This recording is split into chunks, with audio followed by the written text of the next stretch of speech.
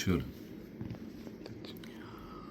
Postcard থেকে WhatsApp, ফিতে জুতো থেকে ব্যাকস্ট্র্যাপ।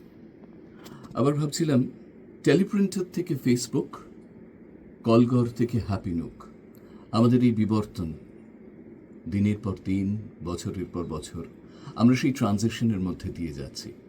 আর তাই একটা সময় যখন মানুষ নতুন বইয়ের গন্ধে মাতোয়ারা হতো, আর এখন সময় বদলাতে বদলাতে ইটস এ জার্নি যেখানে আমরা শুনতে বেশি ভালোবাসি, পছন্দ করি।